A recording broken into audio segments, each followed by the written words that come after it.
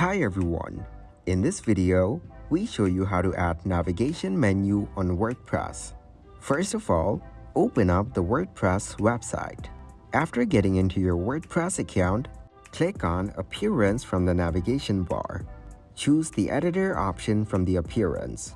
Once the Editor view is opened, you need to go into the navigation options from the design. After that, click on Edit to add navigation menu from here. To add a navigation menu, you need to add an About section. Also, you can add a link to your website and anything else in here. Drag and drop menu items to arrange them in the order you want.